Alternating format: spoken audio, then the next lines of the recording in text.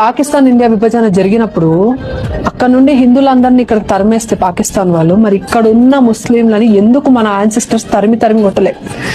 ఏమంటున్నావు? ఇండియా నుంచి ముస్లింస్ కి తరిమి కొట్టాలా? ఇండియా మీ అప్ప సొత్తా, లేకపోతే ఇంకోటి అప్ప సొత్తా? ఇండియా మనది. చెత్త నా కొడుకులు, చెత్త యాదవాళ్ళు అప్పట్లో ఫిల్టర్ చేసినప్పుడు 1947లో వాళ్ళంతా దెంగేశారు పాకిస్తాన్.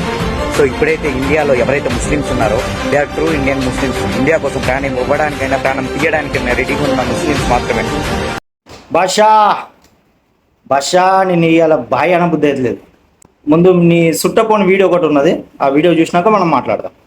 जानकारी है कल रात को जो हमला हुआ पाकिस्तान? जानकारी है, हमने 30 मारे और ने वो कितना मारा, हमने 30 मारे और ने वो कितना मारा. तुम्हारे कश्मीर में 30 लोग मरे थे, तुम्हारे कश्मीर में 30 लोग मरे थे.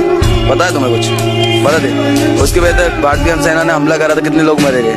ये गलत करा ना करा? చూసినావు భాష ఏమన్నాడు? పాకిస్తాన్ వాళ్ళు మన ఇండియా వాళ్ళని 12 మందిని చంపేస్తే, మనము 70 మందిని చంపేస్తే మనం తప్పు చేసినామంట. మళ్ళీ వాడు చెప్పింది ఎవడో కాదు, ఇండియన్ ముస్లిమే. మరేమంటావు వీడికి? వీడు ఇండియాలో ఉండే రైట్స్ ఉన్నాయంటావా?